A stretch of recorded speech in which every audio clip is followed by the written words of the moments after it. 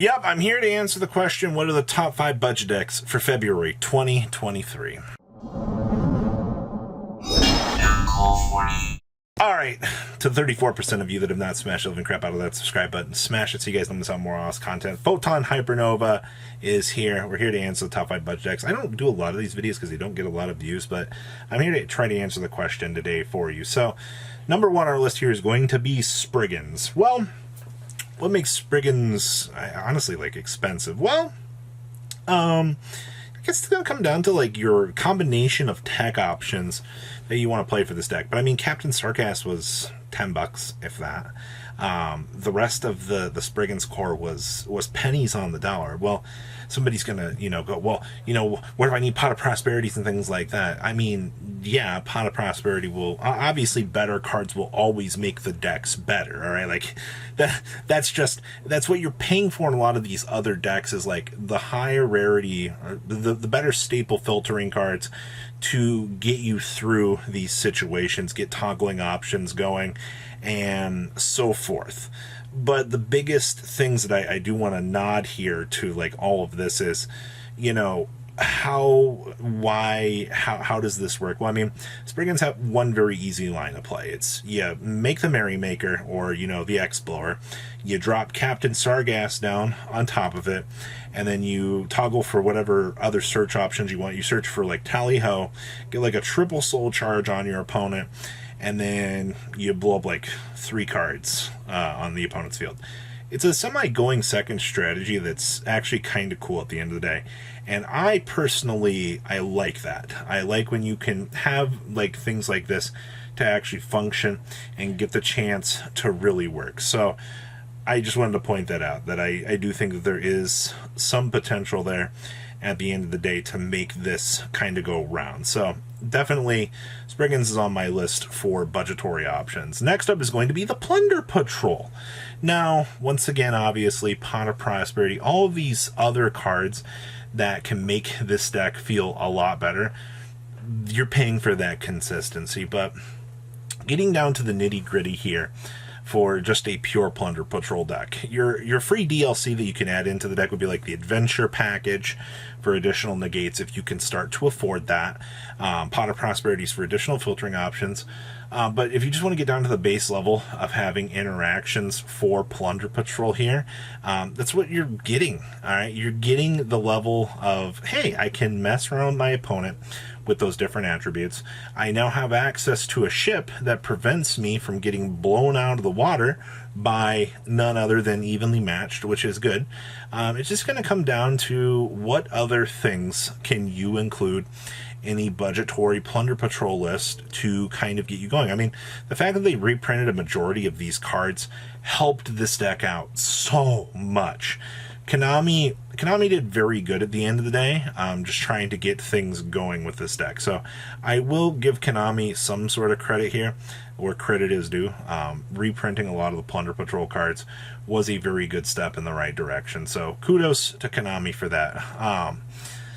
Other real big things to kind of mention about Plunder Patrol, I mean, your matchups are going to be based on, like, attributes that the opponent has up. So you can have some pretty bad matchups, you can have some pretty good matchups. It's going to come down to a lot of that.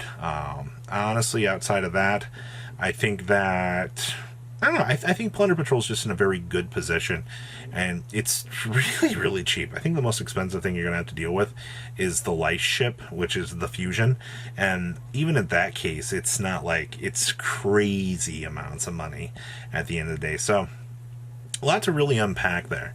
Next up is Abyss Actors. This is like the poster, like, child of, like, cheap decks. All right, now, like, yeah, so Abyss Actors can't play Pot of Extravagance anymore because their new searcher has to be activated at the beginning of main phase 1. But what makes Abyss Actor, what makes them a budget deck? Well, nothing in the entire deck is worth money. Like, I think there might be one Abyss Actor card that's worth $2 whole, if that. If you look through this entire deck for what this deck wants to do, you are like a tier 2.5 monster that can just steal games because of your stupid interactions with some of these Abyss Actor cards. And once again, that's what I want to mention here, is there are some really cool options that Abyss actors can have, all right? The link to put them on the map. Now, we've seen Abyss actors kind of perform in the OCG as a rogue deck. They have long since kind of disappeared. It was kind of like a good 2 to 3 week window where you could see, hey, you know, this deck could do some kind of cute, cheesy things, and then off into the sunset the deck goes. Well, once again, times have changed here. We're now seeing this deck touch down here. There is a dedicated community of players for Abyss Actor. I would not be surprised to see a top 32 for this. Especially, I don't know what your tech options are going to be, or really how this deck is going to try to shine at the end of the day. But I do very much guarantee you that there will be something that will shake this deck up. A lot of people are going to kind of look around and go, wow, you know, like, you actually, there was success to be had with this deck. So cheap, good cards is always going to be what you're going to see here with a deck like this. So I really do hope that Abyss actors do live up to some sort of hype, especially in the budget tree options here. So next up is going to be Crystal Beast. Yup, Conclave Control, still budget. What was it, out of the YCS in Latin America, we saw like the Math Mech build show up for Crystal Beast that top 8'd. Now the miniest of Math Mech packages, its entire design was meant to unbrick you. And that is kind of hilarious at the end of the day, that you can put in this very, very small package in your deck and actually have this work out in a way to really just make your deck more consistent. At the end of the day, I actually wouldn't have considered that, but there is an evolution to this deck that is seeing play. It has very much been one of the coolest rogue competitors out there. It's just, it takes a little bit more skill to play, and I don't think that that's necessarily a bad thing at the end of the day. Oh no, a deck requiring some amount of, you know, skill for Yu-Gi-Oh! Unheard of. No, not at all. And that's one big thing that you're going to get with this deck is, you know, Conclave Control. You're going to have to try to control your opponent. Unfortunately, the power ceiling in the format has gone up a little bit. Now that, you know, Kashtira can lock your zones, which means less Crystal Beast interactions.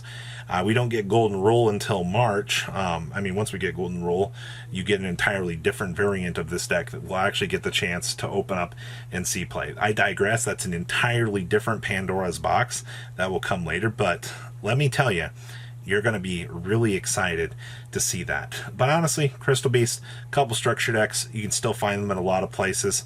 I still think that the deck does meet the requirements to be budget. And besides, who doesn't love Crystal Beast? Like, honestly, if you're a huge fan of the deck, I think you can still get away with it.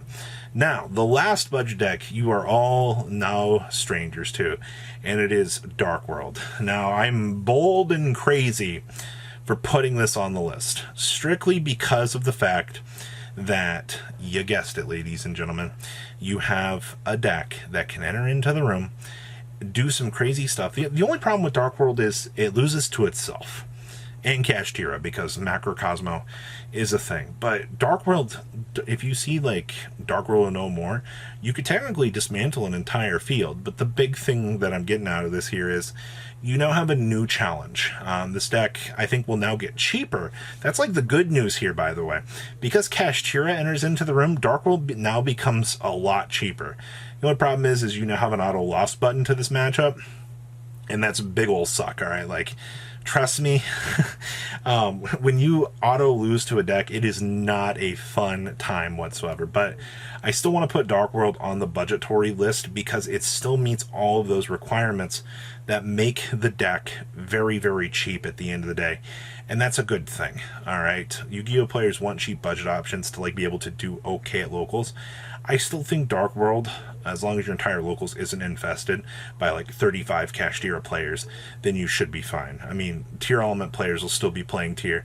That's definitely written in the stars here. So those are my top 5 budget decks for the time being.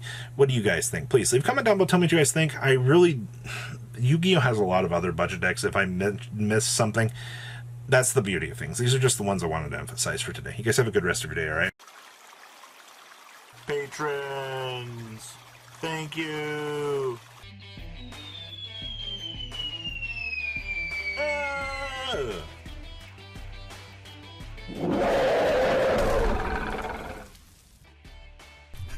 you so much for watching. Check out these other videos.